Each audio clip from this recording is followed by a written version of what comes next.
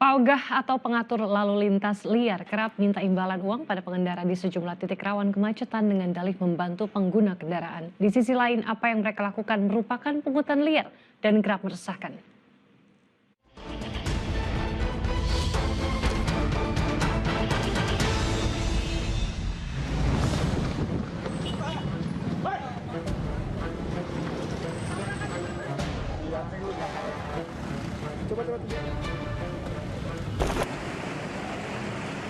Pengatur lalu lintas liar atau PAOGA sering terlihat di titik-titik rawan kemacetan perkotaan. Keberadaannya yang ilegal mengundang aparat melakukan penertiban hingga diwarnai kejar-kejaran. Seperti di Sawah Besar, Jakarta Pusat, pemandu jalan ilegal kabur dari razia. Lelaki itu bahkan terjatuh hingga nyaris tertabrak kendaraan yang melintas.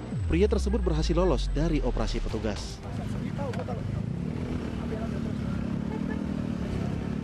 Pada razia di lain hari, Pak Ogah lari kocar-kacir untuk mengecoh petugas.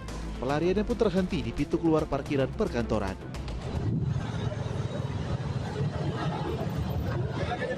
Operasi serupa juga membuat pengatur jalan liar di Pondokopi, Jakarta Timur berusaha kabur. Pria itu berlari sambil membawa ember hasil pungutan liar di jalan. Kemunculan kelompok pengatur lalu lintas ilegal erat kaitannya dengan faktor ekonomi. Uang hasil pungutan liar yang dikumpulkan secara terorganisir bisa mencapai belasan juta rupiah per bulan. Padahal pengatur lalu lintas idealnya dilakukan oleh petugas berwenang yang punya otoritas. Ketiadaan petugas resmi seringkali menjadi celah bagi Pak Ogah. Faktor ekonomi, penghasilannya besar ya. Itu per bulan bisa belasan juta per bulan itu ya, kalau diakumulasi ya. Nah, tapi ada faktor kedua yang saya kira paling penting ya, itu adalah mereka tidak mungkin kerja sendiri. Ya, jadi faktor lain yang membuat mereka nekat melakukan itu, mereka itu kerja dalam grup, dalam gerombolan, dalam komplotan gitu ya. Dan bisa jadi mereka ada shift-shiftannya tuh ya.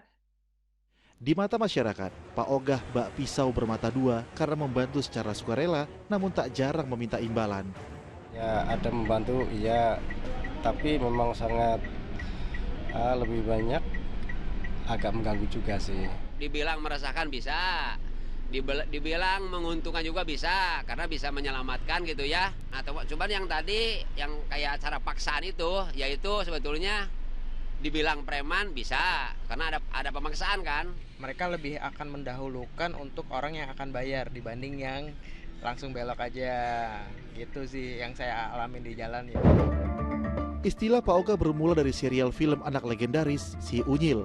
Ia adalah tokoh pengangguran dan pemalas yang suka meminta uang dari orang-orang yang lewat pos ronda. Dua kalimat yang melegenda, yakni Ogah ah dan cek dulu dong, sebagai tanda malas membantu bila tidak diberi uang. Mengatasi pengatur jalan ilegal atau Pak Ogah tak cukup dengan penindakan semata. Ketika mereka dikasih tahu itu berbahaya, dikasih tahu bahwa itu tidak pantas untuk mereka lakukan, tidak layak untuk mereka lakukan, sementara mereka tetap harus menghidupi keluarga, tetap harus cari makan ya. Nah, kan saya kira tidak mungkin ya orang begitu dilarang, tapi kemudian tidak diberikan alternatif sumber penghidupan yang lain gitu. Solusinya memang tak sederhana. Dilakukan harus mencakup berbagai bidang. Penindakan tegas, pengaturan ulang lalu lintas, juga edukasi harus pula dikombinasikan dengan penyediaan lapangan kerja alternatif bagi Pak Ogah agar mereka tak kembali ke jalanan. Tim Liputan melaporkan.